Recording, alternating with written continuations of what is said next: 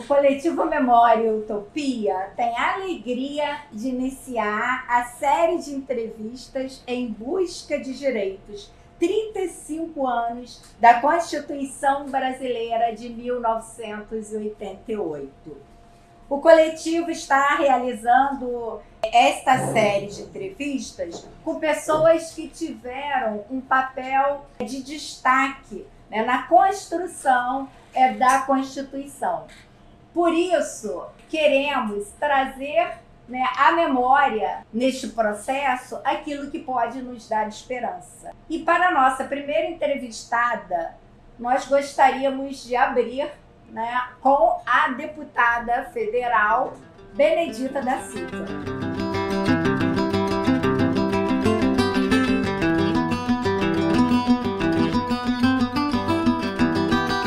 Quem é esta mulher que traz esperança como alimento à nossa memória? Benedita da Silva, filha de pedreiro e lavadeira, precisou começar a trabalhar ainda na infância, tendo sido empregada doméstica, vendedora ambulante, auxiliar de enfermagem e mais tarde assistente social.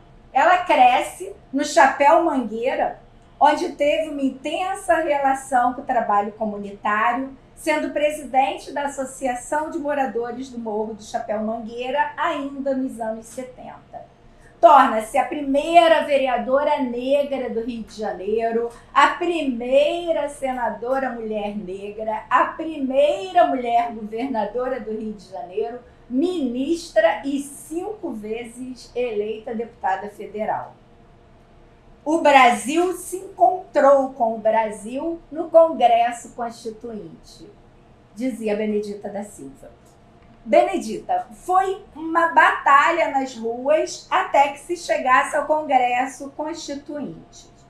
As ruas gritavam: 1, 2, 3, 4, 5 mil, Constituinte livre e soberana para o Brasil. Você deve lembrar muito bem disso. Como foi essa luta durante esse período da ditadura até conquistarmos, né, o momento constituinte? Foi um período muito difícil, principalmente para quem morava na favela. Muita gente fala de ditadura, mas não sabe o que nós passamos nas favelas, as proibições que foram feitas nas favelas, né? As manifestações limitadas das igrejas. Hoje a gente vê pessoas falando: não, fechar a igreja, fechar. A ditadura fechou, a ditadura proibiu, a ditadura escolheu um lado. Tudo isso nós passamos na comunidade. E era um período em que nós nos organizávamos clandestinamente, porque qualquer movimento maior, nós tínhamos o exército derrubando nossa casa. Você não podia ter uma discussão dentro de casa que o seu barraco era derrubado. Nós passamos a ditadura organizando a comunidade para nos tornarmos associação de moradores, que até então não tinha. E quando nós nos formamos em associação de moradores na favela, nós tivemos que fazer pelo estatuto comercial. Então, é preciso dizer que houve uma consciência muito grande de grandes companheiros e companheiras que morreram naquele momento, né, e aquele momento, e sabe como é que é, né? Uns foram para o exterior, mas a gente não tinha para onde ir. Então, nós tínhamos que nos virar ali, né, fazer coisa. Eu fui fazer um vestibular, sem entender absolutamente nada para medicina. Foi uma luta, e a partir dessa luta nós começamos a ver que era importante a favela estar organizada. Então, o Chapéu Mangueira, que não é a Mangueira, é pioneira, é a favela pioneira na questão de organização.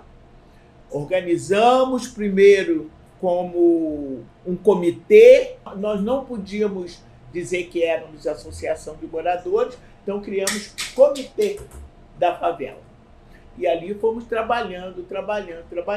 Quando chegou o momento, né, das eleições democráticas, porque, como vocês sabem muito bem, nós fomos para a rua, né? Nós fomos para a rua pedir liberdade, pedir democracia, pedir tudo. E nós tivemos a primeira eleição, e nessa primeira eleição, foi em 1982, e o PT teve uma estratégia para dar uma base de sustentação, fortalecer as lideranças comunitárias.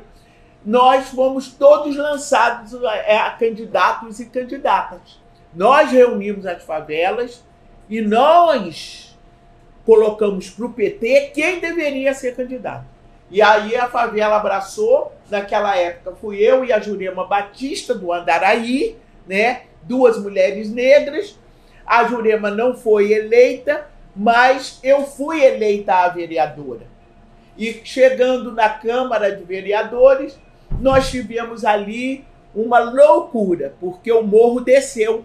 Nós crescemos ali, foi uma coisa extremamente difícil, e eu tenho a certeza de que aquele momento foi um momento de, eu posso dizer assim, de libertação ideológica da comunidade. Porque no ano seguinte de outras eleições, as comunidades já estavam mais organizadas, já estavam fazendo uma discussão muito boa que me levou à Constituinte. Como é que você chega no Congresso, né, no Congresso Constituinte, né, como é que você se sentiu e como é que foi essa sua chegada lá no Congresso, né?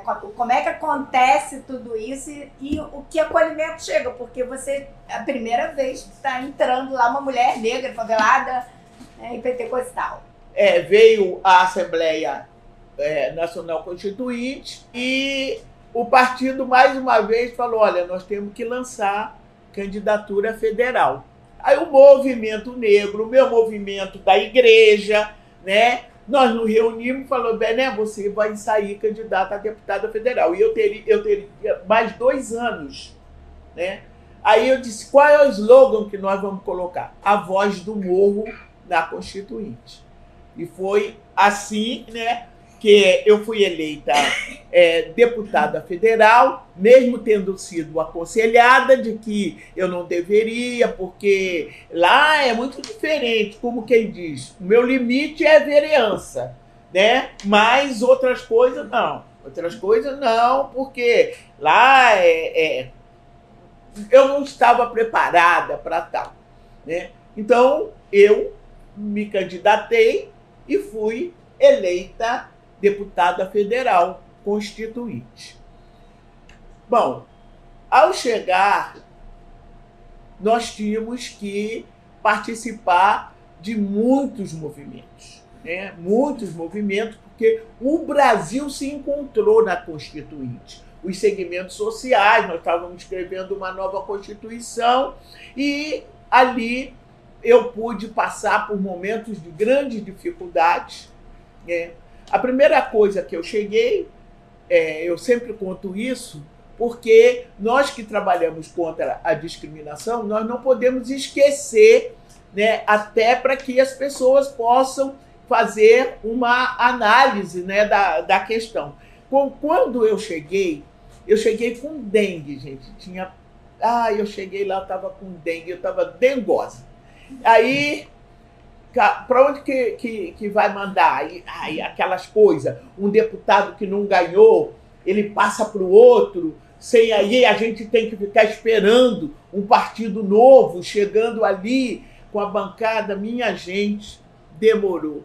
Aí teve um dia, eu falei assim, gente, não tem apartamento, não tem nada? Tá bom, eu vou para Ceilândia. O pessoal lá vai gostar, a associação de moradores, vai ser a maior contribuição que eles vão receber e tudo mais. Aí, o outro disse, olha, a Benedita está ameaçando ir para Ceilândia. Eu vim do morro, não tinha problema nenhum ir para Ceilândia. Aí, no instante, arrumaram um apartamento, sabe? porque eu estava querendo ameaçar. Já pensou? A deputada federal constituinte, né, foi parar lá na Ceilândia. Isso ia ser uma loucura, porque ia dizer, por que ela está na Ceilândia? Porque não deram o apartamento para ela. Ela foi morar num espaço onde ela conhece as pessoas, e as pessoas conhecem. Tem uma carta que você recebeu da Marisete, eu encontrei no Jornal da Constituinte, a carta que parece que veio junto com uma cédula, e essa carta era de uma empregada doméstica, né? Que ela é longa, não dá para ler aqui, mas ela começa lá pedindo: Senhor, eu acho que esta profissão deveria ser 2 turnos, uma para o dia, outra para a noite, pois eu choro de tanto viver nesta escravidão sem ter ninguém para olhar para nós. E aí, quando tem a conquista, né, na Constituinte, né, para a questão das empregadas, e eu encontrei, né, uma fala sua, Marisete, eu, Benedita da Silva, deputada federal constituinte, uma senhora da lei, na qual estão depositadas inspirações de mais de 141 milhões de brasileiros, juntamente com todos aqueles e aquelas, com assento na Assembleia Nacional Constituinte, imbuídos do calor do sentimento da responsabilidade, enviamos-lhes resposta, né, prestando, assim, uma homenagem a uma categoria que já soma mais de 30 milhões no Brasil, votando favorável à proposta que reconhece os direitos das empregadas domésticas não como uma dádiva, mas com profundo respeito ao reconhecimento desta luta, como sendo uma conquista da categoria. Isso foi seu discurso, que está registrado lá no Jornal da Constituinte, na nossa história. E assim, é uma coisa que é muito admirável, né? Você tem essa conexão muito grande com as pessoas e de responder às pessoas e todas as pessoas, né? Todas as pessoas. E ali na Constituinte também avançamos, não é? Nós avançamos na liberdade individual e coletiva. Eu fiquei numa subcomissão de assuntos sociais, né, que ali tratou da questão. Tinha indígena, tinha a questão racial e tinha orientação sexual, tudo era nessa subsecretaria. Eu vi momentos de sorrisos e de choro e eu ali pude perceber quanto a sociedade é preconceituosa. Né? No momento em que você está fazendo uma lei, você não pode fazer uma lei para a sua igreja, para a sua religião, para a sua cor da sua pele, sabe? Para o seu lugar de moradia. Você faz a Constituição, ela é uma garantia de convivência, e cada poder que é independente, o que eles devem viver em harmonia e executar. Então foi uma dificuldade muito grande, isso eu me lembro também, por conta da questão racial, porque você estava numa comissão em que só eu era negra e a comissão dizia que não tinha nada a ver com... O Brasil não tem nada de racismo, que a gente estava querendo importado dos Estados Unidos, onde tinha racismo, mas no Brasil não. Brasil miscigenado, um Brasil maravilhoso. E eu dizia, esse Brasil maravilhoso exclui, sabe, milhares e milhares de pessoas. Vamos lá, onde elas moram, sabe, o salário que recebe, porque era preciso, a educação que essas pessoas têm, né, durante todo esse tempo.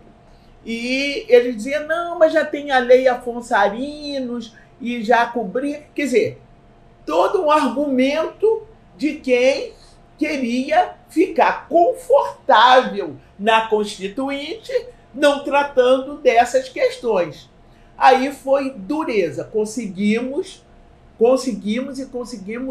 bem. com todo o movimento negro organizado, de todos os estados, das articulações nossas, mandando para mim. Então, a dureza foi essa questão racial. A outra dureza que eu encontrei foi a questão da orientação sexual, que a igreja se uniu, fizeram uma marcha lá na frente da comissão, e dizendo eles estavam lá por conta da questão do aborto e por conta dessa questão da orientação sexual. Foi uma vitória que nós tivemos ali de conseguir colocar na Constituição que ninguém pode ser discriminado por orientação sexual, né?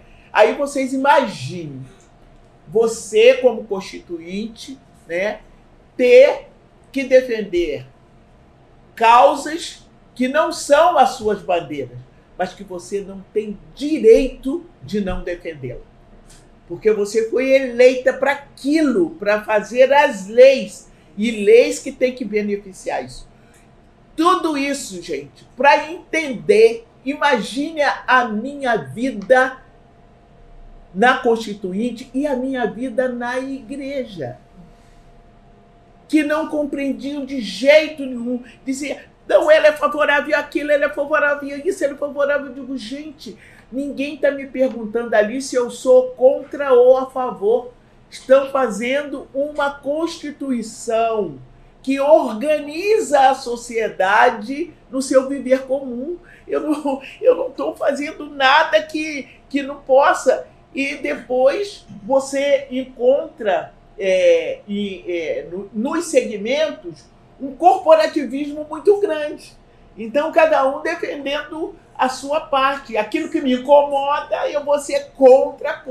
Eu digo, não é possível. Eu tenho convicção de que eu sou uma cristã evangélica. Tenho minha convicção, ninguém vai tirar essa minha convicção. Mas também eu tenho que entender que quando eu estava fazendo a minha campanha de deputado, eu não perguntei a orientação sexual de ninguém, não perguntei se ele era preto, se ele era branco, eu não perguntei que classe social ele era, eu simplesmente saí, coloquei a minha plataforma, a Voz do Morro, na Constituinte. Então, quem veio comigo está esperando que essa Voz do Morro seja uma voz bem ampla, que ela possa atender todo esse universo da política.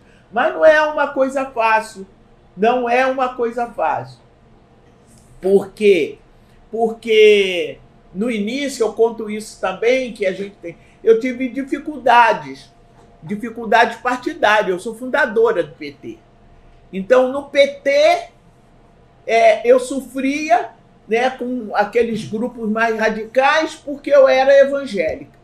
E na igreja eu sofria porque eu era do PT. Olha, pensa como você pode trabalhar isso.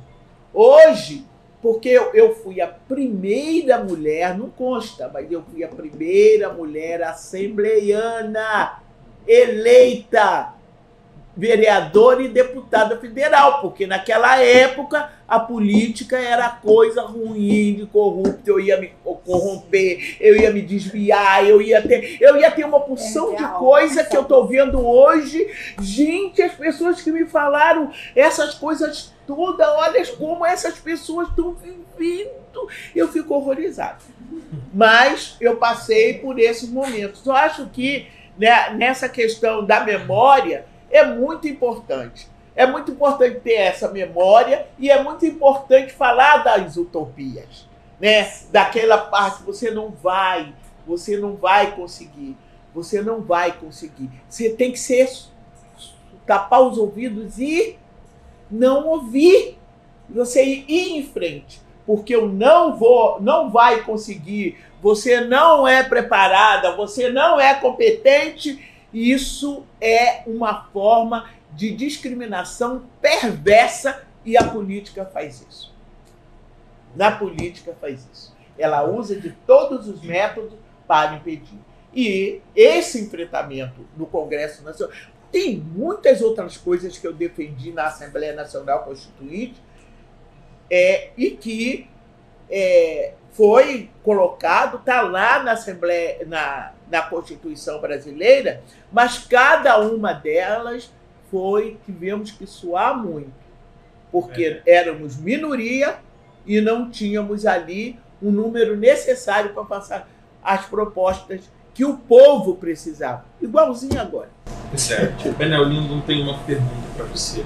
Deputada, quais são as suas memórias acerca dessa bancada evangélica? Porque pela primeira vez, em 86, os evangélicos formaram um bloco, uma bancada, e tiveram uma presença até de uma forma antagonista em alguns momentos.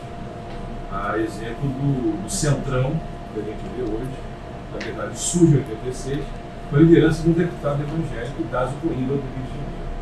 Então, a minha pergunta é: quais são as suas memórias acerca desses evangélicos, desses deputados que foram eleitos representando os interesses de denominações, de igrejas? Como é que foi a sua relação com essa bancada?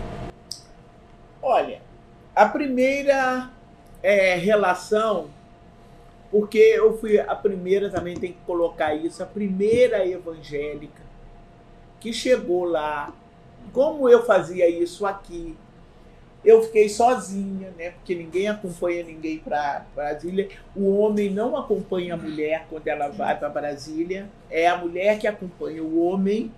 Então, todo mundo tinha suas justificativas e eu fui para Brasília sozinha. E eu sempre fui mulher de oração. Sempre fui mulher de círculo de oração. Então, eu fazia as minhas orações. Aí, alguém viu e falou assim: puxa, você tem uma pessoa também aqui. Aí nós começamos a fazer essa oração, porque muitos evangélicos lá, na hora do almoço, eles iam fazer uma oração numa árvore que tem até hoje lá na Câmara. Eles iam na hora do almoço, comiam rápido e ia para lá fazer a oração. Quer dizer, na verdade, quem fundou foram os servidores da casa, e eu acompanhei. Quando os evangélicos chegaram lá, pastores, eles, primeira coisa, tirou da minha coordenação natural, né?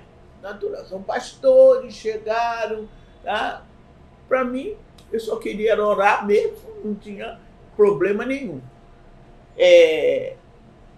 E eu fui ficando muito triste, porque a primeira coisa que eu vi foi eles com a UDR lá impedindo a reforma agrária. Essa é a minha memória que eu tenho. E eu ficava absurdamente... Eu li a Bíblia para eles, né? Não ia ler a Bíblia lá no coisa. Mas eu li a Bíblia para eles. Olha, crescei e multiplicai-vos, enchei a face da terra. Não está escrito isso, gente. Como é que essa pessoa vai multiplicar se ela não tem onde morar, se ela não tem trabalho? Como é que Não, contra os direitos dos trabalhadores. Mas está lá que temos que dar os direitos dos trabalhadores, gente. Não tem comunismo nenhum aqui, porque essa história de comunismo é perverso, viu? Porque não tem comunismo nenhum aqui, se tem, então vamos... Aí, dentro dos interesses deles, eles rasgam a Bíblia, não tem a outra. Depois, na questão dos costumes, aí vem e quer centralizar. Então, eu sempre disse, eu não sou da bancada evangélica, eu sou da bancada do PT.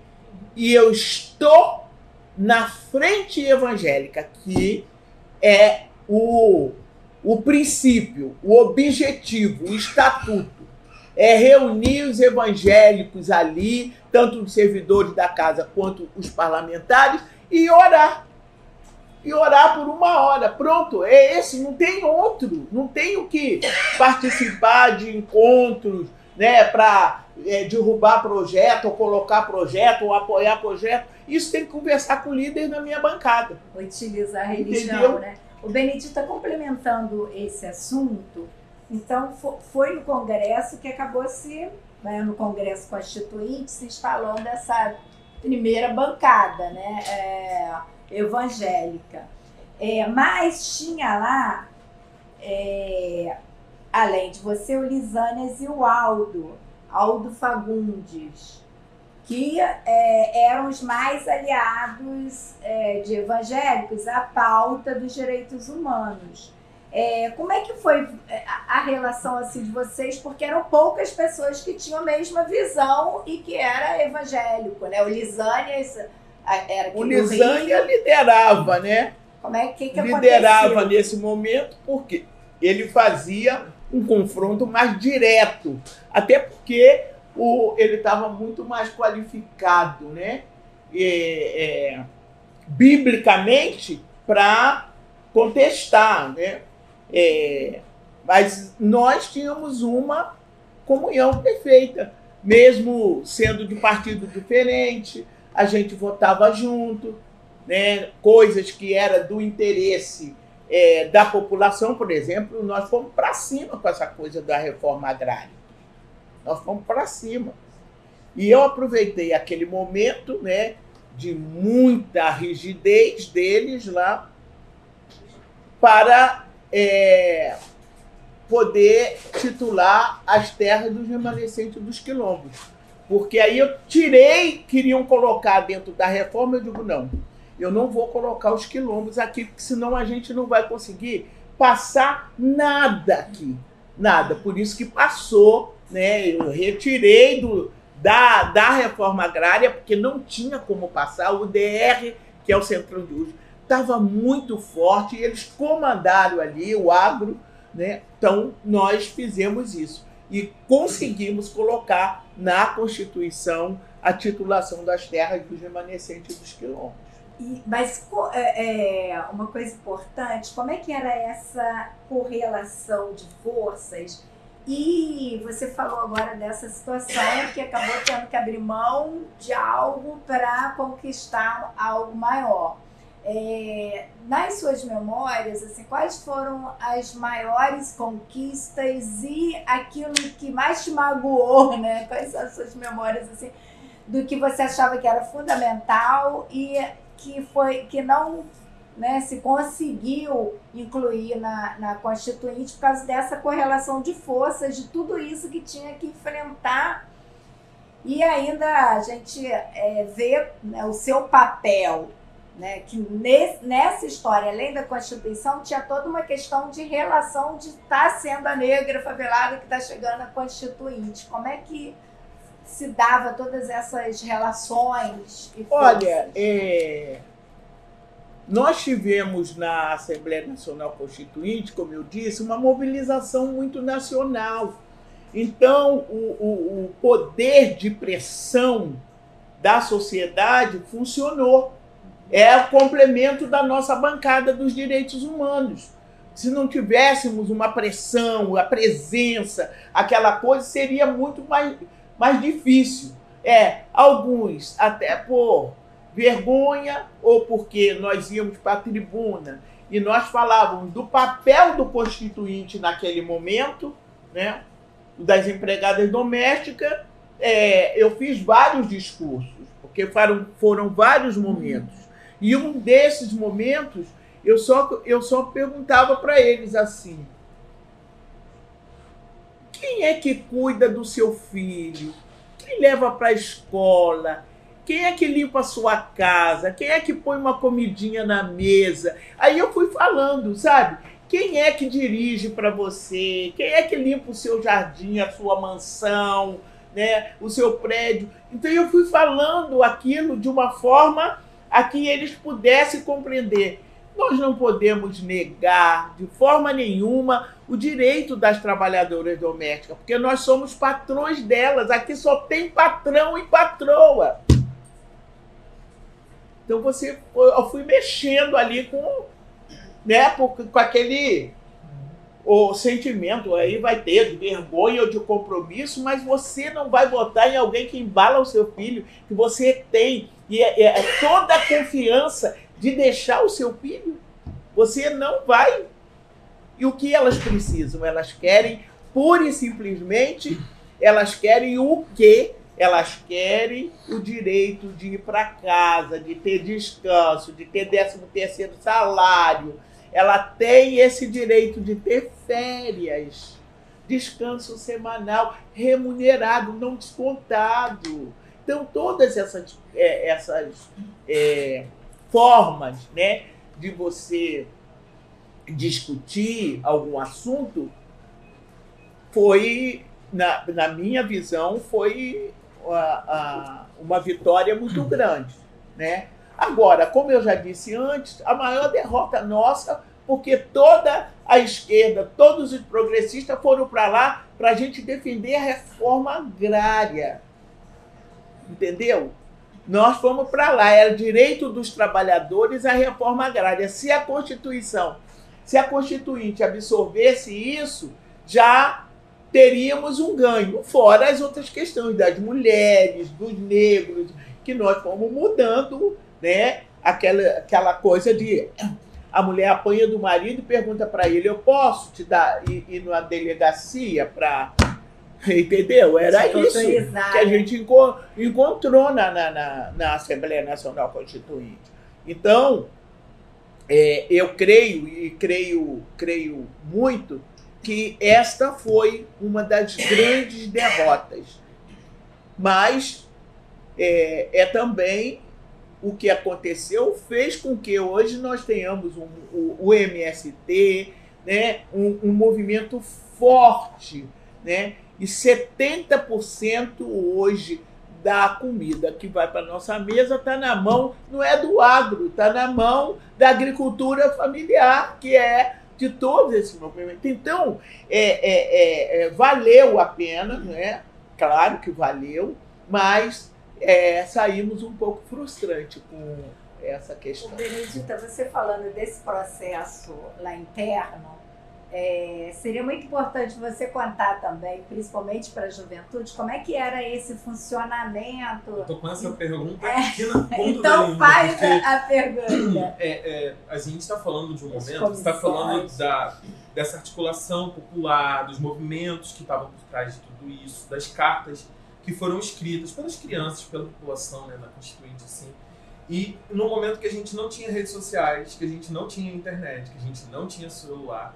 Então, eu queria ouvir, assim, quais são as suas memórias de como foi feita essa articulação, como foi feita essa movimentação para que o que era importante de ser aprovado, de ser considerado ali, acontecesse no momento em que a gente não tinha alguns recursos que a gente tem hoje em dia e ainda assim temos dificuldade assim, de articular e fazer algumas coisas acontecerem. A primeira coisa que eu digo foi a mobilização mesmo da população. Nós tivemos lá baixos assinados da Constituinte com milhões de assinaturas, sabe? Com milhões de assinaturas. Nós tivemos todos os dias, em todas as comissões, em todas as subcomissões, não faltou povo. Não faltou povo. Houve uma mobilização enorme de todos os segmentos sociais, das mulheres, dos negros, da LGBT,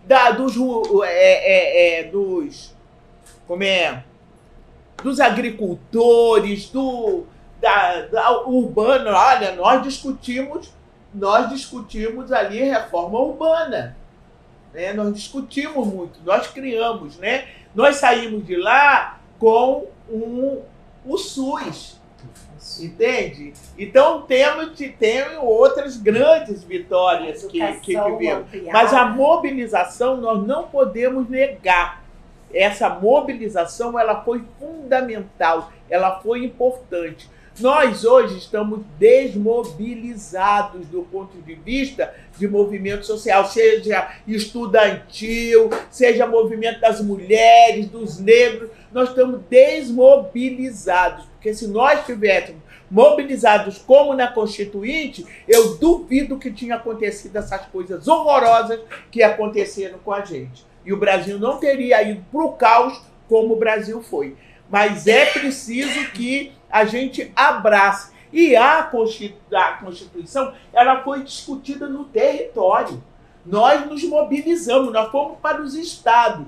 Eu conheci não sei quantas tribos indígenas naquele momento para discutir. Eu fui para os quilombos, sabe? Fui para esses cantos todos. Eu estou falando daquelas bandeiras que me eram mais propensa, até porque não tinha muitos negros lá e tinha que defender. Então, eu estava lá defendendo. Então, nós íamos, né? Teve o movimento da favela, fez uma constituinte, sabe? O movimento das mulheres apresentou uma constituinte. Cada um criou ali no seu ambiente uma constituição, né? E baseada nessa discussão, nessa nossa presença, discutimos com a igreja, liberdade religiosa, tudo isso foi discutido. Então foi um momento ímpar. Nós não tivemos mais um momento de debate, de ver assim, o Brasil está debatendo, está discutindo o Brasil. Não só no que diz respeito aos direitos humanos, também do desenvolvimento econômico. Também quer dizer que o desenvolvimento econômico, claro, vai influenciar, né, no social. Mas todas as questões foram discutidas ali. E essa mobilização é que eu tenho como memória. Senão, você não conseguiria botar nada. Nós éramos minoria. E você tinha que somar. E você tinha que ceder. Eu me lembro das trabalhadoras domésticas, elas ficaram desesperadas. Porque eu tinha que ceder em alguma coisa lá na negociação para poder votarem na trabalhadora doméstica. Aí eu fui lá, falei, já sei, licença maternidade. Aí elas ficaram, mas Benedita, como é? Eu digo, deixa comigo, vocês vão ver. Aí elas, nada. Aí tinha umas dormindo lá em casa, porque foi assim, né?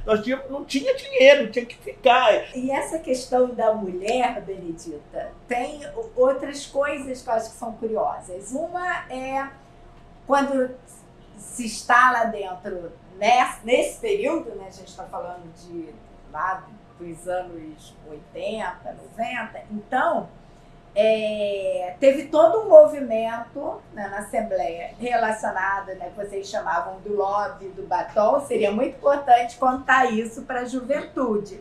E uma segunda questão também associada, você esteve na mesa, né, da Constituinte e era a única mulher, né? Além de ser negra também, que tudo isso, mas só tinha que ser de mulher, porque era predominantemente homem, se hoje ainda imagina naquela época. E alguns negros que não reconheciam negros, mas eram homens. Como era essa relação? Eu estava lá com a UDR, eu queria matar, gente. Eu olhava aquilo e falei, Jesus, não pode ser evangélico, negro, estão me destruindo aquilo. Era muito engraçado. Nós, mulheres, fizemos ali um acordo. Eu não gosto de beber água, não. Ah, tá. Ultimamente eu estou com muito refluxo, então deixa eu falar, porque senão daqui a pouco eu não falo. Nós fizemos um pacto entre nós, porque tinha, né, as parlamentares e parlamentar também, homem, que não concordavam, né? Nem com o aborto, nem com a questão de orientação sexual, não concordavam com nada disso, nem de discutir, porque nós não podíamos impedir as feministas de manifestar naquele momento. Todos os segmentos estavam manifestando, porque elas não poderiam manifestar. Então a gente bancou de ver, mas foi uma tristeza. Até hoje eu me lembro da Amelinha, uma baixinha assim, a Amelinha falando no coisa, mas nosso pai, quase que batem nela lá, e ela falando, porque eu sempre respeitei muito a opinião dos outros. Posso não concordar, mas eu respeito o direito das pessoas ali se colocarem. Então fizemos um pacto. Olha só, tudo que for consenso entre nós, né, foi consenso a empregada doméstica, foi consenso a licença maternidade, tudo que for consenso entre nós vamos defender na tribuna. Aquilo que não for consenso, quando uma companheira estiver defendendo e nós sermos contrários, nós não vamos pedir a parte, não vamos contestar, vamos deixar ela se expressar. Então, o lobby do batom funcionou, porque eles é que disseram que a bancada do batom, aí nós assumimos a bancada do batom. Nós fomos para lá, a bancada do batom passou muita coisa mesmo foi passada ali com essa bancada do batom. Mas teve um pacto. Hoje em dia está difícil, tá? Hoje é mais difícil. Apesar de nós sermos maioria não, mas de sermos mais mulheres, mas é muito mais difícil passar as coisas ali. Muito mais. Agora tem umas... Eu quero falar com vocês que são estudiosos. Por favor, ninguém me deu esse estudo na minha mão. Quem disse que política de gênero é fazer do menino uma menina e da menina uma... Gente, isso é defendido na tribuna, pelo amor de Deus. Vocês me digam sinônimo de gênero, pelo amor de Deus, porque se é uma coisa que eu sempre fui esforçada, é de estudar. Não quero ser ignorante. Então, eu estou pedindo, por favor, ache isso aí, aonde é que tem. Não, mas é o milênio de não sei o quê. Por isso que eles falam essas coisas todas, que as meninas vão virar menino na escola, que eles têm que criar uma escola militar, e que tá para homem ser homem, mulher ser mulher. Entendeu? Gente...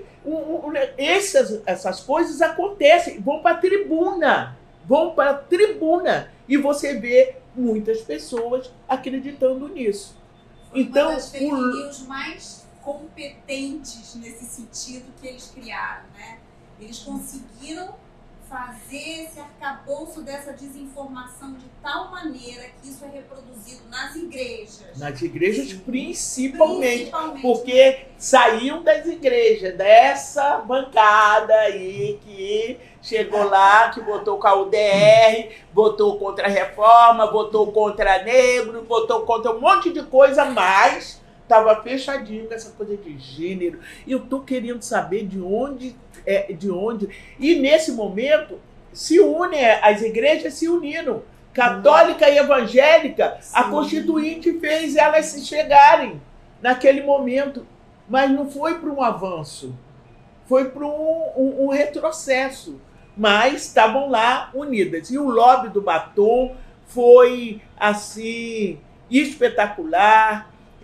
Defendemos as crianças, defendemos as mulheres, defendemos as trabalhadoras domésticas, a negritude, que aí nós íamos para a nossa bancada, nós reunimos a bancada, qualquer coisa. Aí ela dizia, isso eu não vou votar, isso eu vou votar, não voto com vocês isso. Aí a gente dizia também, não voto com vocês mais isso, entendeu? Mas não ia para a tribuna como hoje, né? Você vai lá, porque você é isso, vocês são isso, o partido de vocês é isso, vocês estão roubando todo mundo. Aí você olha assim e fica assim, como uma mulher pode fazer isso com a outra? Como um homem pode fazer isso com a mulher dos outros? Eu falo, a filha dos outros, a irmã dos outros, e fazem coisas bárbaras. Eu ia aproveitar esse gancho que você falou de evangélicos e católicos, né, se unindo. Qual é a sua memória ou qual é a sua percepção sobre o papel da igreja na construção da Constituinte? Assim, como que foi esse processo dessa articulação de evangélicos, católicos durante esse processo? Olha, na Constituinte se uniram com as questões de costumes, né?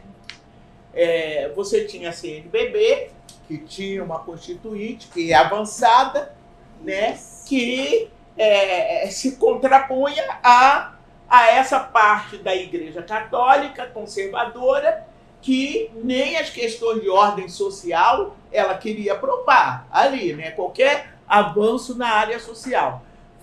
os seus representantes votaram mais lá com a UDR. Porque, na verdade, no enfrentamento da Constituinte não tinha outra coisa, gente. Éramos nós e a UDR. Nós, eu digo que aprovávamos, né? E a UDR naquele momento ali. Então, a minha memória é uma memória de que, aquele momento, a igreja deveria estar, né, mais atenta, principalmente pelo conhecimento da Bíblia. Pelo conhecimento da Bíblia. Se você não é marxista, não é leninista, não é nada disso, você é evangélico, seu estudo, sua teologia está aqui na Bíblia. Por que você não faz a coisa que está escrita na Bíblia? Por que é que você não faz? Ninguém está querendo que você seja comunista, leninista, nada disso. Marxista. Não, não precisa. É só você ser crente aqui. Creia no que está escrito aqui, né? Que você vai fazer a mesma coisa. Porque eu defendi a reforma agrária por conta do que está ali, ó. Crescer e multiplicar-vos. Está ali, eu defendi o salário porque na Bíblia tem escrito o salário dos trabalhadores. Agora, na Bíblia tem gênero, não tem gênero na Bíblia? Pois é, mas essa página eles arrancaram. Essa frase eles arrancaram. E inferniza a vida da gente, das mulheres. Não pode ter. Qualquer projeto nosso que tenha assim, política de gênero, não vou votar. Tira essa palavra gênero e bota homem e mulher. E essa palavra é uma palavra mágica, ela muda o sexo da pessoa, entendeu? Então, gênero tem que tirar, mas tira tudo. Daqui a pouco nem gênero alimentício vai sobrar ali para a questão. Benedita, tem uma pergunta ali para você. Benedita, bom, é encantador te ouvir, assim, é fantástico, por várias coisas, porque eu sou filha de doméstica, né? Então morei em casa de família com a minha mãe, então era criança vendo você lá na Constituinte lutando pelos direitos e minha mãe ali trabalhando e vendo as notícias e falando, olha, tem uma deputada. Então isso para mim é pessoalmente muito emocionante mesmo. Mas o que eu queria falar é sobre a questão dos evangélicos e a Constituição, porque eu me lembro também que eu era pequena nessa época da Constituinte e eu via na igreja os pastores falando muito e levantavam muitas coisas de oração para que passasse na Constituinte que o Brasil fosse declarado laico nessa nova Constituição e que deixasse de ter uma religião oficial. Isso era uma demanda de dentro das igrejas evangélicas, que se orava por isso e se falava, vamos orar para que os deputados retirem isso, para que seja tudo igual. E aí, hoje a gente vê algo muito diferente. Então eu queria que você falasse um pouco sobre esse aspecto de demanda dos evangélicos pela laicidade do Estado na construção da Constituição de 88. Pois é uma contradição, né? Nós garantimos, né, na Constituição a laicidade, né? Eles estavam lá, mas só os evangélicos, porque aí os católicos já não estavam mais nessa da laicidade, porque ia continuar a religião. A Guerra Santa lá também pintou. Então, nós conseguimos essa questão da laicidade e conseguimos mais. Você pode ver, a liberdade religiosa, né, está ali colocada, quer dizer, religiosa, para todas as religiões. Não foi isso para o evangélico ou para o católico somente, né? E nós trabalhamos para que também, isso mais recente, já no governo da Dilma, porque queriam que um projeto para transformar as denominações, as igrejas, em associação, como um clube. Nós estávamos votando a questão dos clubes e queriam fazer isso. A dona Dilma vetou isso, e garantiu de que as nossas igrejas sejam essas, com a sua denominação. Não é um clube. Igreja não é um clube, né? Então, isso mais recente, mas fruto, resultado da Constituinte, da Constituição, que foram interesses ali, interesses que não foram só dos evangélicos, né? Só dos evangélicos, porque apesar de pedirem laicidade, no entanto, eles têm governo todo dentro. Então, não tem essa laicidade. Quer que explorar ao máximo que se pode do poder público. Eu tenho para mim, tá, de que foi na Constituinte que as nossas igrejas também começaram a se interessar um pouco pela política. Porque já tinham mas só homem, né? Mulher, eu conto nos dedos as mulheres que chegaram lá evangélicas. Conto nos dedos. E as que chegaram, todas estavam no partido de esquerda. A maioria estava no partido de esquerda. Porque... Mulher escolhe melhor. Mulher escolhe melhor. Mas você pode saber, ali começou. Porque isso que você está colocando é verdade.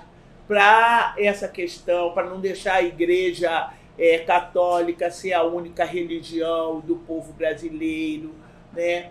Tinha até para os evangélicos, para colocar a Bíblia na mesa, e até hoje há uma discussão tremenda. O PSOL já tentou não sei quantas vezes dizer o Estado é laico, não pode ter a Bíblia lá em cima da mesa, mas permaneceu, porque um país católico, um país de evangélico, né? Ali tem maioria para a Bíblia permanecer ali.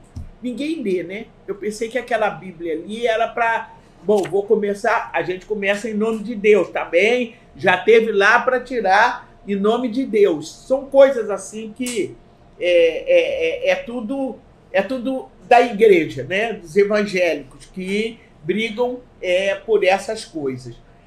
No entanto, existe uma contradição enorme, porque eles defendem a família. Era uma discussão lá de trás, defender a família. Era uma discussão lá de trás. Quer dizer, só quem defende a família são eles. Eles não consideraram de forma nenhuma a questão da união estável. Batalharam contra a união estável. Então, e as mães solteiras? Eles não consideram família. Mãe solo agora, né? De que mãe solteira é mãe solo. Então, não consideram família. Então, fica muito difícil, né? Cada vez mais a legislação vai se modernizando, né? E eles vão tentando puxar. Isso veio da Constituinte. E eles hoje se transformaram o púlpito da igreja em palanque, porque eles sentem uma necessidade de salvar o Brasil. O desejo maior é que um evangélico seja presidente da República. E por ali fique. Entende? Porque eles vão saber lidar muito bem com os homossexuais, sabe? Vão saber lidar muito bem com os negros, vão saber lidar muito... E não tem nada contra ninguém, sabe? Só não pode isso, não pode aquilo, não pode isso. Na lei. Na lei. Então, eles concordam que uma mulher negra receba menos que uma mulher branca exercendo o mesmo papel. Eles querem diminuir até nossas cotas agora. Estão lá todos juntos para diminuir. Por que essas cotas de negros? Aí querem meritocracia. Meritocracia. Como se as condições fossem iguais. Fossem iguais para todo mundo. E tem mais. A incapacidade, né, de formular um projeto que conteste. Não tem projeto. Eles não colocam um projeto para contestar. Bom, eu sou contra isso, por isso, e eu vou contestar. E ele vai lá na Bíblia. Aonde não tem lei, não tem doutrina.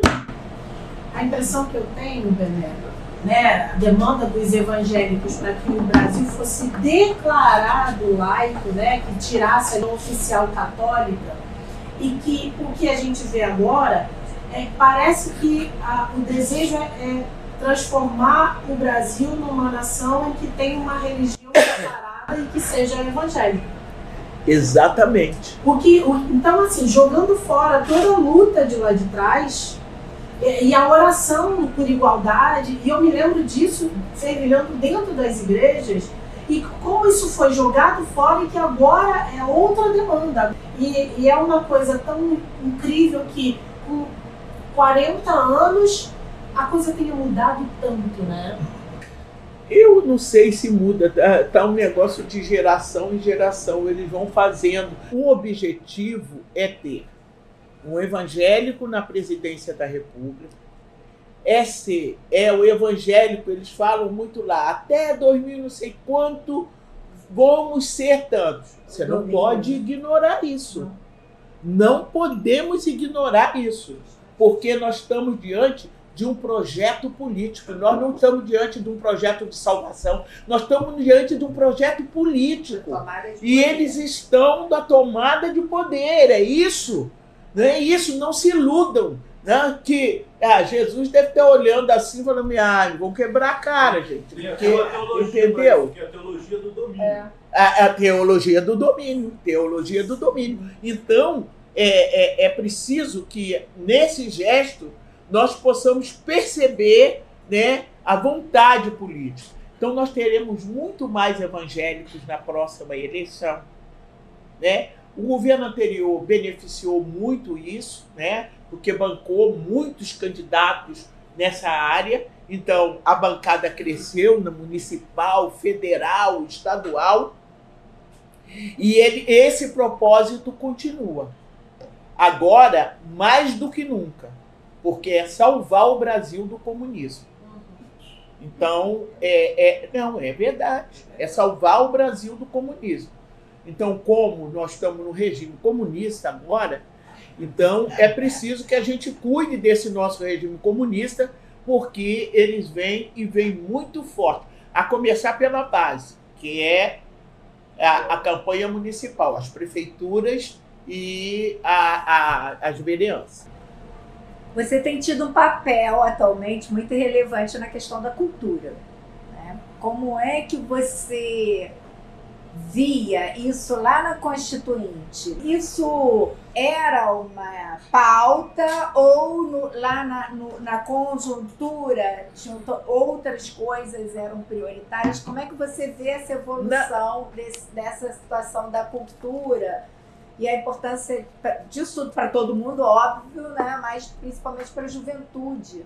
Porque a cultura não é apenas diversão, gente. Cultura é identidade de uma nação, ela se identifica por sua cultura também, né? E na Constituição ela foi bem tratada, estava lá, nós temos esse direito à cultura, direito de expressar, né? Direito, aí você tem ainda no Brasil muitas manifestações culturais, das quais eu, com 81 anos de idade, ainda não alcancei, ainda não vi, porque de tão diversificada que ela é.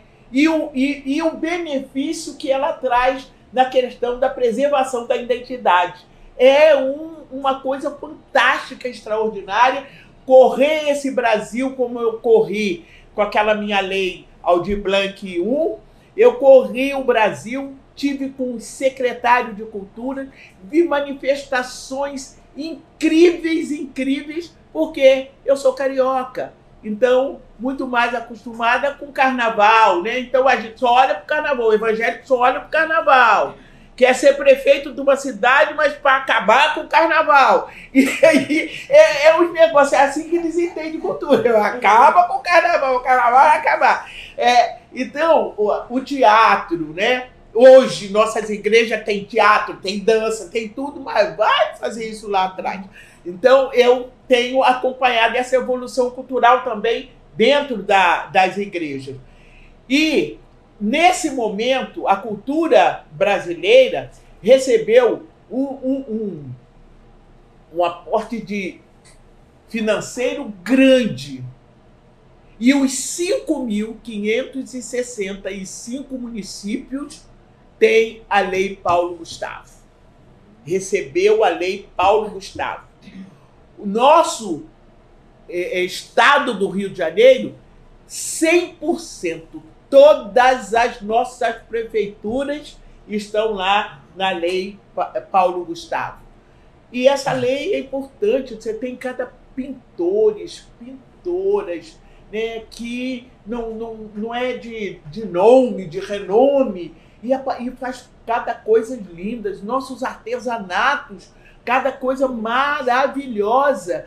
Então você tem o momento de você conhecer um pouco mais o Brasil, por sua cultura, por onde você não anda. Mudar um pouco a televisão. Vocês viram que a televisão, todo mundo tem que falar no sotaque. Agora vocês estão vendo que as pessoas estão falando no seu sotaque regional. Não está mudando o sotaque das pessoas para adaptarem aquele quadro.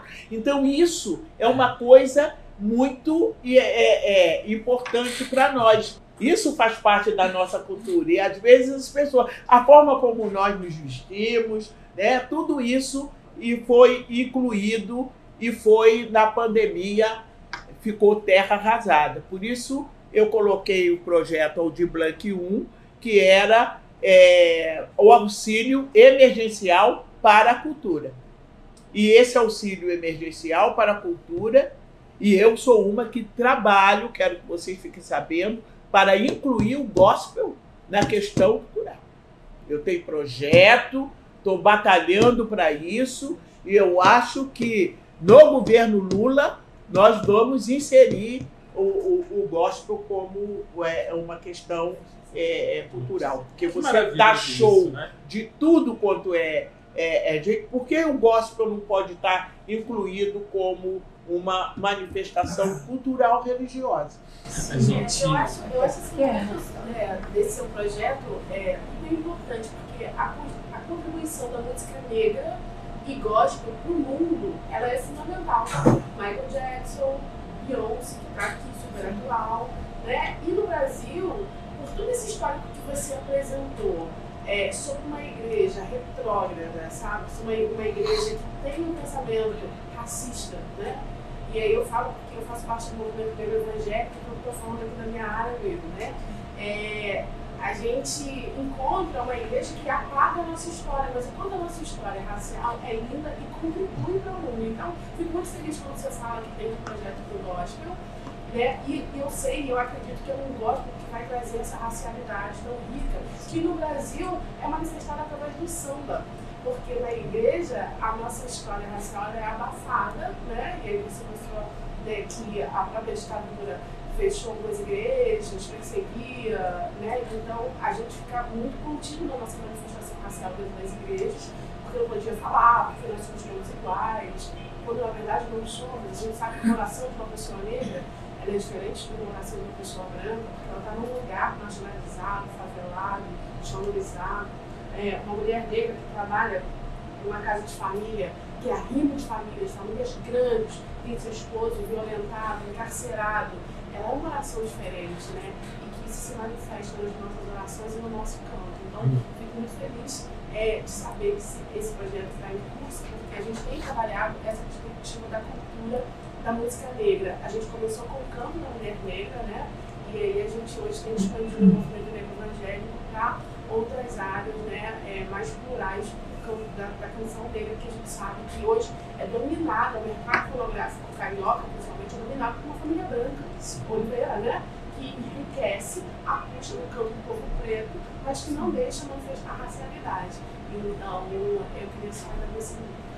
Eu vou fazer só um ponto, a gente está chegando ao final da entrevista já, e aí só falando disso, 60% de todo produto fonográfico que é produzido em São Paulo é preto e é gospel. A gente precisa muito se apropriar desse lugar da cultura e pensar em como a gente pode fazer isso. Eu como músico, pastor, né, antes de eu ser pastor, eu sempre fui músico, trabalhei com música, e a igreja hoje ela não se expressa com os ritmos brasileiros. Não é que o brasileiro, o evangélico não crie, eles criam, só que não chega dentro dos tempos. E os tempos hoje, eles estão impregnados de versões americanas, né? O worship agora, né? Que é o hit da moda, que é muito, musicalmente falando, muito pobre. E teologicamente mais pobre ainda. Então, eu gostaria de ver um movimento nessa direção, de acolher o músico brasileiro, os ritmos brasileiros, para que eles também tenham visibilidade. O projeto nessa direção seria muito interessante, porque existe. Existe, eu conheço, e só que não chega dentro da igreja por conta da discriminação. Enquanto a Andressa estava fazendo a pergunta dela, eu fiquei pensando no que eu ouvia sobre você enquanto eu era um menino. Eu estou chegando aos 30 e você era, assim, estava trabalhando para essa cidade, como governador, enfim. E muitas vezes eu ouvi coisas a seu respeito exatamente por conta de posturas que você hoje esclareceu aqui. Então, na minha história hoje é muito importante esse dia de te ouvir, de poder te entrevistar junto com Memória e Utopia, em nome do Novas Narrativas Evangélicas. É um prazer. Eu quero dizer que você é uma referência para a nossa geração. E aí eu queria fazer essas duas últimas perguntas muito nesse lugar. A primeira é, o que você considera que foi fundamental nesse seu processo de formação? Porque a gente começou, né, o ponto de partida foi ali o seu movimento com as mulheres, no Chapéu Mangueira e tudo mais. Mas eu queria que você contasse um pouquinho onde você foi formada, que igreja foi essa, como que foi esse... O que formou a Benedita que a gente conhece hoje, que é essa mulher que é uma referência para tanta gente? Olha, quem formou a Benedita foi Dona Ovídia, Maria da Conceição de Souza, minha mãe. Essa era uma mulher fantástica, parteira. Minha mãe era umbandista, tinha terreiro. Minha mãe era uma getulista, quanto mais. Então, é aquela... Ensina o menino no caminho que deve andar para quando ele crescer não se desviar dele. Então, minha mãe sempre colocou na nossa cabeça que ela não dizia... Minha mãe era analfabeta, então ela não dizia negro tem que ter brios, não. Ela dizia negro tem que ter brilho, negro tem que ter... negro tem que estudar, negro tem isso, negro tem aquilo. O meu movimento negro começou lá em casa com as minhas bisavós cantando no dia 13 de maio. Quando eu cheguei no chamado movimento negro organizado, que eu vi todo mundo querendo acabar com o 13 de maio, eu pensava lá na mamãe que as minhas feijoadas elas são advindas do 13 de maio na minha casa. Minha mãe fazia uma feijoada, minha bisavó ia para lá, contava, porque elas foram escravas. Elas diziam, a gente perguntava pelos filhos, ela disse que nem todos estavam, não sabia para onde estava. Aí a gente perguntava se ela apanhava muito, ela dizia não. E a gente, mas por que não apanhava muito? Porque eu era ama de leite e eu era bonita. Vocês entenderam, objeto sexual do filho do Cicinho. Entendeu? Então ali eu aprendi. Eu digo isso para você. Foi ali que eu aprendi a defender as mulheres, havia a questão racial com a Dona Ovídia, e via os políticos irem lá em casa, também atrás da minha mãe, né? E eu fui criada num sincretismo.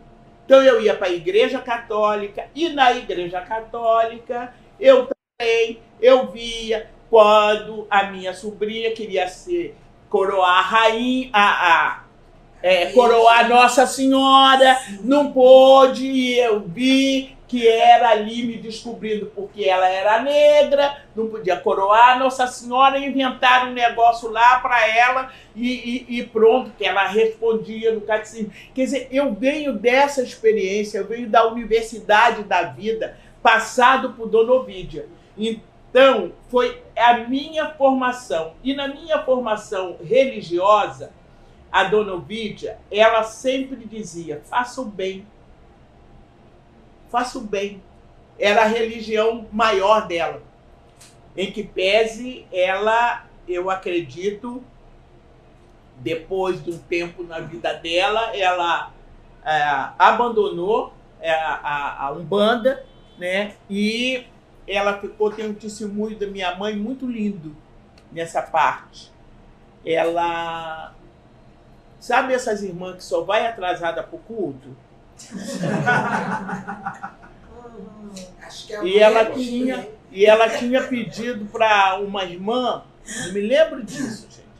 Ela pediu para uma irmã assim, me leva na igreja, eu quero ir para a igreja. Por isso que eu digo que a minha mãe teve um encontro com Jesus antes dela morrer. Aí ela se arrumou, ficou arrumadinha. Mas a irmã estava atrasada, não passou lá. Ela ficou tão triste que a irmã não passou para ir levar ela na igreja. Semana depois, minha mãe faleceu.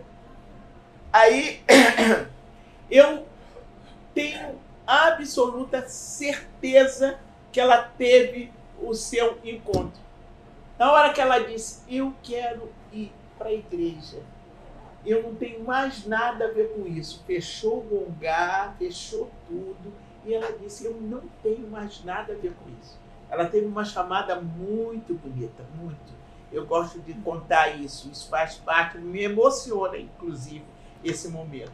Porque falar da minha mãe foi uma mulher muito batalhadora. Vi muitas neném, crianças nascendo ali. Quer dizer, eu tenho uma história que não estão nos livros, sabe? Ali com a minha família dos meus pais.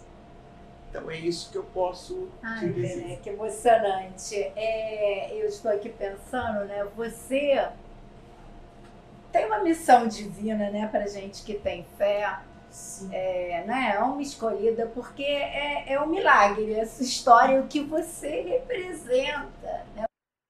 É acima da questão partidária. Essa história ela vai além, ela é muito maior do que um partido. E você foi a primeira tantas coisas, né? Você é a primeira. E aí o que acontece? Você teve que abrir portas, arrombar portas para toda uma geração que vem atrás, não só de políticos, né? Mas uma geração que vem dependendo, vamos dizer assim, ou tendo oportunidades através das portas, né, que você conseguiu, vamos arrombar, né? Porque é muito, muito difícil. Nesse sentido, assim, eu queria que você pensasse como você vê esse processo, né? Que mensagem você deixaria para esses jovens, né? Que a gente está aqui, eu sou de uma geração, esse menino, né? Te viu criança. E eu acho, Benedita, né? Então eu queria que você pensasse nisso, como é que você olha, né, esse seu papel e o que você diria para quem vem atrás. E além disso, quem convive com você, Benedita, sabe o quão grata você é, o quanto você é fiel. É uma das coisas que eu pessoalmente tenho uma admiração profunda, né? A sua fidelidade com os mais desfavorecidos, a sua fidelidade com aqueles que sempre estiveram juntos. Eu já ouvi muita gente falar assim, mas a Benedita precisa falar com uma pessoa assim, a Benedita precisa ainda. Eu falei, não é uma questão, a Benedita, ela nunca abandonou a empregada doméstica que tem dentro dela, ela nunca abandonou, né, a menina que vendia, né, que teve que ser vendedora ambulante. Essas pessoas todas habitam dentro dela, ela não precisou, né, se desfazer de nada disso e ela não quer se desfazer de nada disso. Quem está mais próximo consegue perceber isso, né? Então, você é uma pessoa grata, você é uma pessoa fiel, não só ao partido, mas fiel à sua própria trajetória de vida, né? De uma humildade assim, impressionante e de uma amorosidade, Benedita. Você é uma pessoa extremamente afetuosa. E eu fico vendo todas essas qualidades numa pessoa que tem que enfrentar tantas adversidades na vida, que ao mesmo tempo que você tem toda essa missão, você tem perdas, adversidades assim, que quando se olha, fala assim, da onde vem essa força? Que força extraordinária é essa força divina. Isso pode ter certeza que eu sou muito amada por Deus, mas muito, porque para passar pelos caminhos que eu tenho passado, só pela misericórdia de Deus, sabe? E eu quero dizer que a fé é uma coisa que sempre me acompanhou. Eu quero contar uma história para vocês. Eu, quando era criança, eu sempre quis ser santa. Aí as minhas brincadeiras eram brincadeiras assim que eu virava santa, né? Eu era uma Nossa Senhora. Então eu botava aquelas brincadeiras. Outro sonho que eu tinha como criança era alcançar o céu. Aí eu pegava um monte de bambu, amarrava um no outro para alcançar o céu. Veja as minhas brincadeiras. E eu lá com a minha mãe, né? Claro, eu ia para o centro e ia para a igreja católica. Eu dou esse testemunho, porque esse é um testemunho espiritual que eu gosto de dar. E depois minha mãe faleceu, né? Nós ficamos ali com meu irmão, dando continuidade. Depois acabou com tudo, cada um foi por um lado. Eu fiquei na igreja católica, ali. E um dia eu estava dentro da igreja católica e senti uma coisa que eu nunca tinha sentido na minha vida. Mas nunca. Eu chorava copiosamente, mas era um choro muito diferente. Eu sentia um calor. Eu fiquei assustada com o que eu senti naquela igreja. Eu entendi que aquilo ali era uma chamada naquele momento, né? Bom, aí meu irmão sofreu um acidente. Esse meu irmão que faleceu, tem 15 dias que eu perdi meu irmão. E meu irmão sofreu um acidente e os crentes foram lá visitar o meu irmão. Aí, quando eles chegaram lá para visitar meu irmão, eu ouvi, eu era debochado, eu ri dos crentes, olha, eu fazia tanta coisa feia. Gente do céu. Aí, mas foi lá visitar meu irmão, o meu irmão foi para a igreja. E o meu pai acompanhou meu irmão. Depois é que eu fui para a igreja evangélica. Eu tinha muita relação com a igreja católica, da pastoral, né? Eu ajudava lá as filhas de Maria, aquela coisa toda.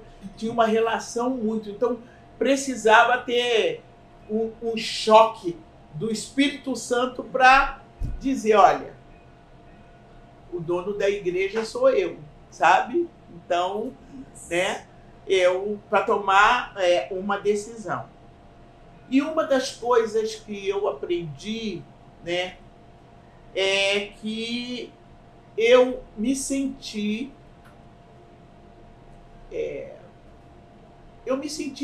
importante. Eu me senti uma outra pessoa, entendeu? Não nego a fé das outras pessoas, tudo, porque vocês veem que eu passei por diferentes caminhos.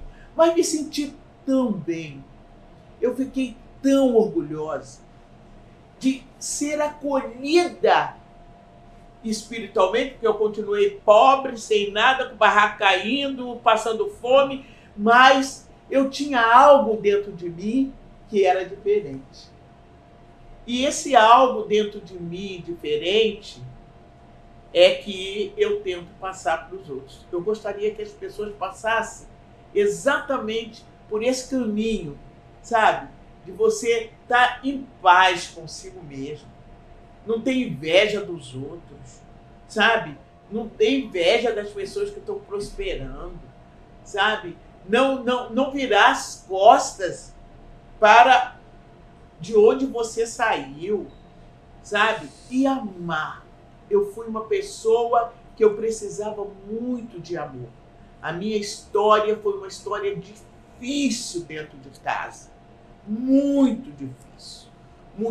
Essa cabeça aqui cresceu com muita coisa. Era muita coisa para minha criança.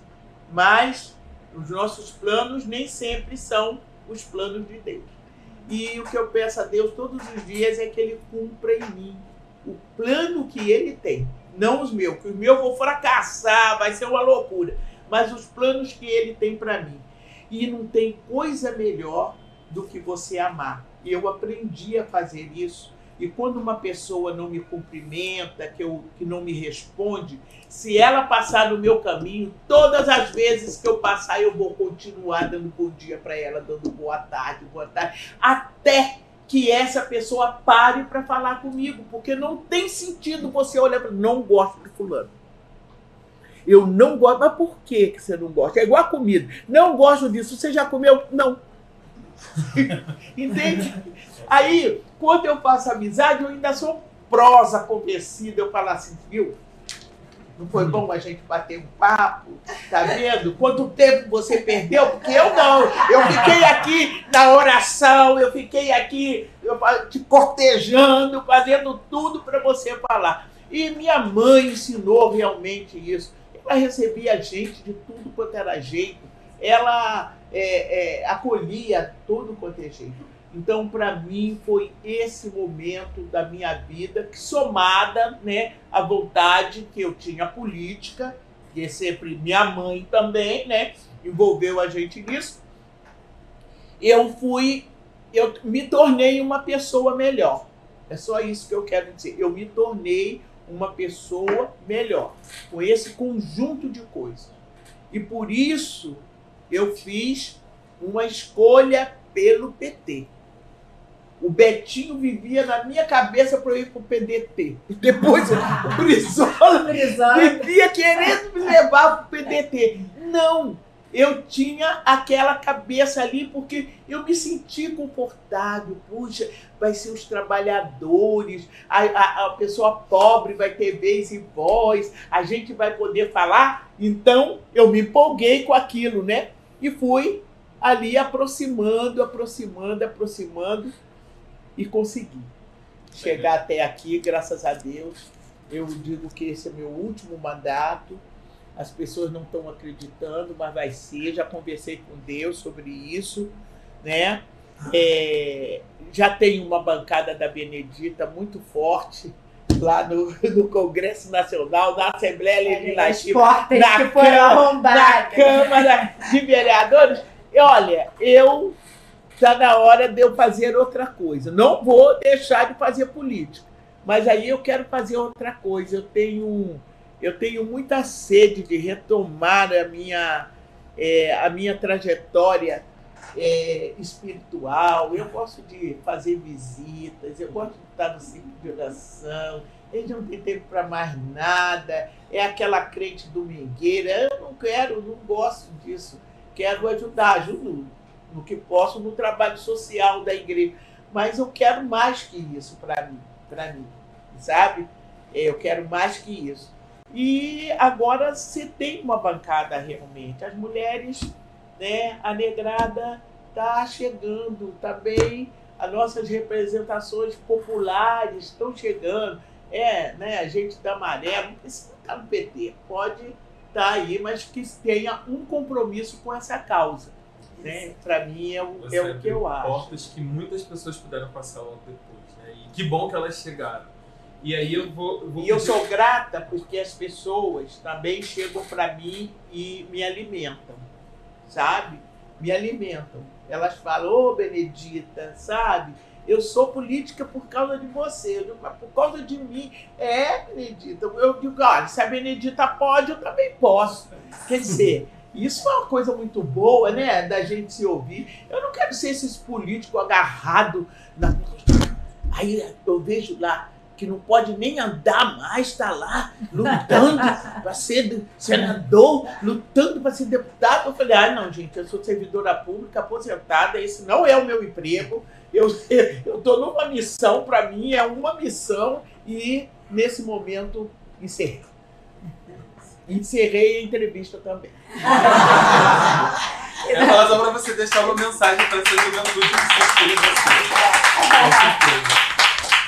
Eu penso que depois de todas as coisas que eu falei, o que eu deixo para nossa juventude é fé na vida. É possível. Não se intimidar com as coisas que chegam diante de você. Você vai ouvir muito, não dá, não pode, não é você, o outro não é a sua vez, não é nada. Faça tudo isso. Negue todas essas coisas. Não não são palavras proféticas, né? Se torne uma profetisa de si mesmo. Eu vou conseguir, eu vou fazer isso. Agora, ninguém chega a lugar nenhum sozinho ou sozinho. Só isso.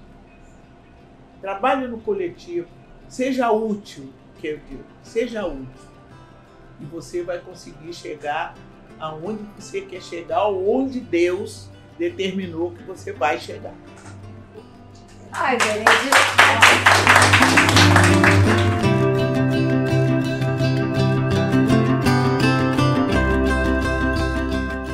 Este podcast é uma produção do coletivo Memória e Utopia.